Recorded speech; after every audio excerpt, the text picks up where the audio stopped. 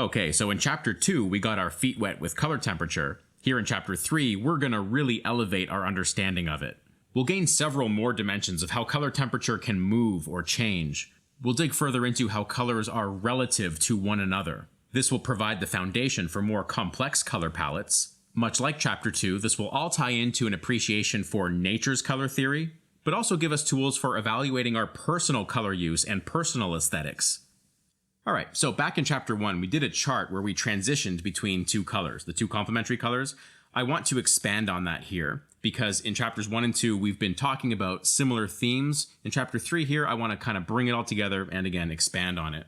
In chapter 1, we talked about moving through gray. So I want to move from this yellow, here's the color picker here, of course, to this blue. And I'm going to do this on chart 3 because that's where it goes in this example. You've already seen me do this in chapter 1, so I am going to speed through it right now. You know, with the gray swatch in the middle and then various saturations of both those colors on either side. It's also important to see how this works on a color wheel. We plot our warm color here, and then it's a straight line to the cool color here. And once again, that's the chart and color movement we used in chapter 1. Now, I'm going to present to you 3 other ways to do this. And I should point out before I start here that these two colors, the yellow and the blue, those are very extreme examples of warm versus cool, right? It's hard to get more warm or more cool than that. These are just placeholders. These two colors could be anything. They simply represent the two extremes of the color palette you're working with. And of course, when you see things in extremes like this, it's easier to understand, and then we can pare it back from there.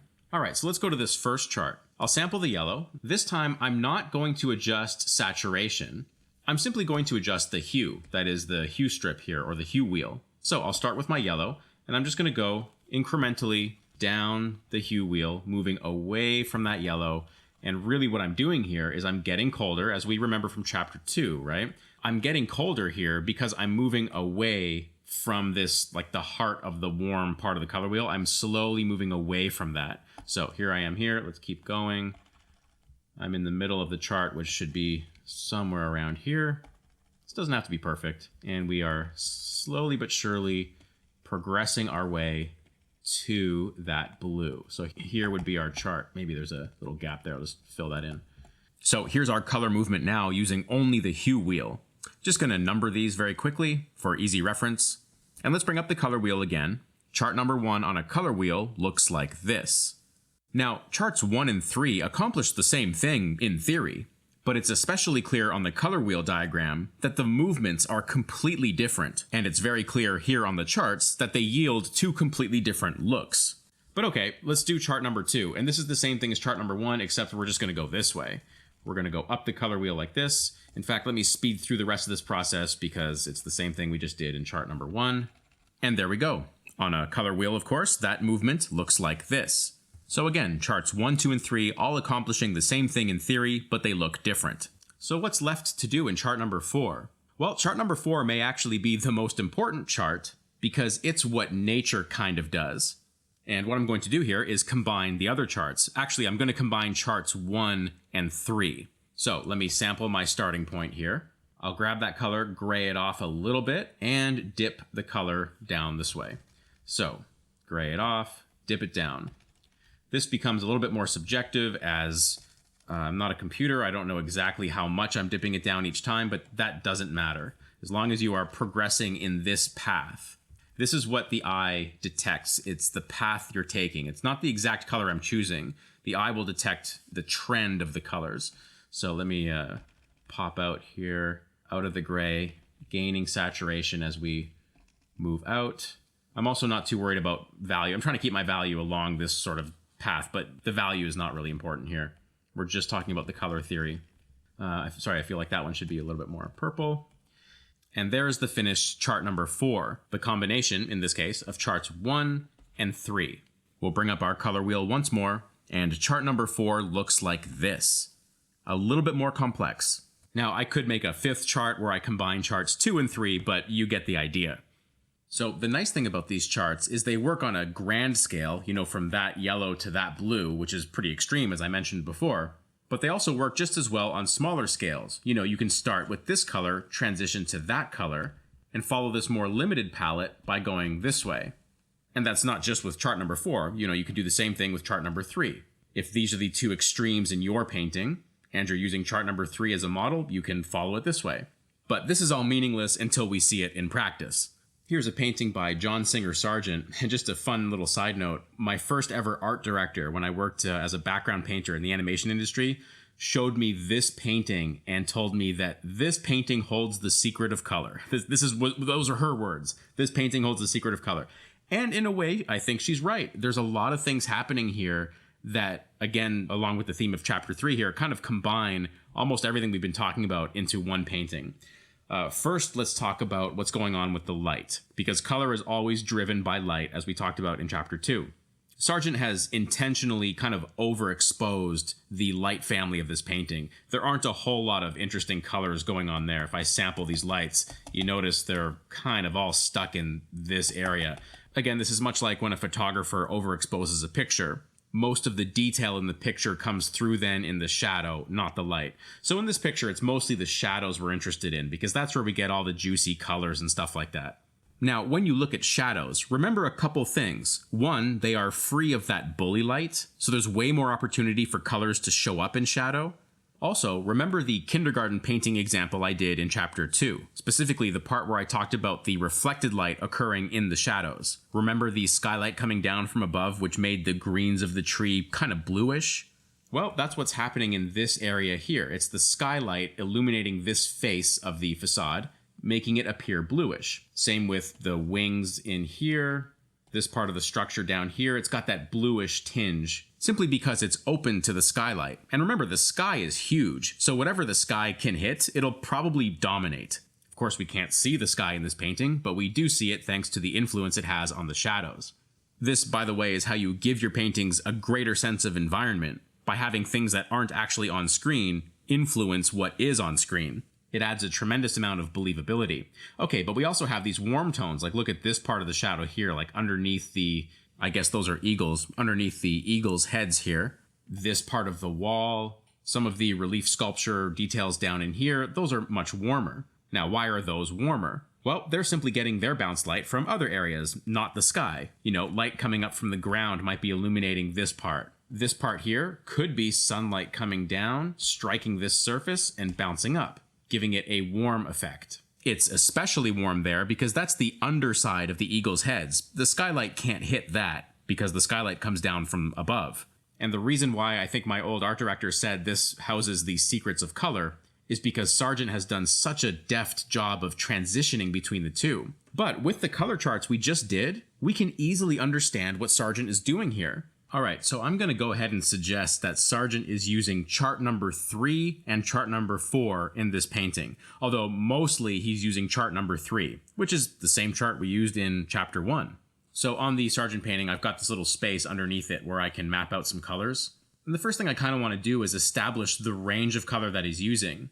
Back here on our color charts, I need to know where he's bracketing these colors, what the two extremes are. In this case, it's not very extreme. He's definitely using colors on both sides of the wheel. There are colors here and there are colors here, but how saturated are they? They're certainly not as saturated as these charts. Again, they're bracketed somewhere in the middle. So what I'm going to do is just eyeball what I think is the most saturated warm, something in here, which actually is fairly warm. That's a pretty warm color. There's a lot of saturation there. So I'm going to put that at this side of the color picker, and I can sample other colors that I think are around there. These colors here, and just put them there. And because I'm improvising this chart, these might be out of order, these swatches. For example, this orange here, I'd say is a bit warmer than this color here. I can change that now, just for ease of understanding, something like this. Okay, now I want to go to the other extreme and see what his coldest color is. And I think along this facade is where we can find some of the colder blues. Now, I say blue, but that's actually not accurate, because watch this. If I sample this, which looks pretty blue, but let me sample that, it's a lot grayer than I thought. It's also not blue at all. It's more on the purple side. In fact, if I sample another area that looks bluish, like this area here, if I sample that, it's not blue at all. It's like pink or something. The hue is objectively not blue, so this is where color names really fall short, right? So what I'm trying to do is establish the range between warm and cool in this painting. So let's go over here back to where Things are on the purpley side. Something like that I think is the coldest. Let's just sample around just to make sure I have it. Yeah, all these colors that look bluish are not blue at all. Something around here is where I'll put that other extreme. So I'll put that over here. So if I were to just bring back my chart here, looking at chart number 3, I would say that the warmest color is probably somewhere around here, and the coldest color is probably somewhere around there. So Sargent is playing, within this range of color. So what I'm going to do now is just start filling out this chart. I'll sample something here, which is on the cooler side. So it'll go on this part of the chart. Maybe somewhere around here would be where that color is. And then I'll just start sampling around and filling in where I think these are. It's okay if I, overlap things like this. It's a free-handed exercise, right? So I may put a color down, and then upon further colors, I may have to move that color. So I'm just speeding through this and completing the chart. This is a bit more tricky because I'm also dealing with different values, but that's all part of the training that we do as painters. And just another word of advice here, don't worry about getting it pixel perfect. Just try and use your eyes. The goal here is simply to establish the overall range that we're working in. Okay, so let's review the overall trend of these colors that we've just sampled in this swatch study here. And I do recommend you do these studies yourself, by the way. Don't just watch me do it. Try it yourself. Sorting through these colors is a critical part of training your eye. I used to do this a lot back in my earlier days. I would kind of do this with a cup of coffee in the morning, take a few pictures that I liked and try and sort this out. But okay, let's take our sample tool and we'll start at the beginning. Now, what I want you to watch as I sample these colors, first of all, I want you to stay honed in on the color picker, okay? Don't look at my sample tool, look at the color picker. So here we go. Look at the saturation generally getting grayer. And here we are in the middle of the chart now, and watch it's going to pop out into the cools and get slightly more saturated toward the cools. So that's chart number 3. Remember, chart number 3 being here as we went through the grays and then popped back out into saturated cools. This is why I say that the Sargent painting mostly uses chart number 3. Chart number 3 is important because it helps keep colors in control. If you look at charts number 1 and 2 here, yes, they go from warm to cool, but it feels like some kind of candy-coated nightmare. Nature doesn't do that. The only exception I can really think of in nature is like a rainbow or something. But nature does use different hues, and that's where chart number 4 comes in, which, as you remember, is a combination of chart number 3 with charts number 1 or 2.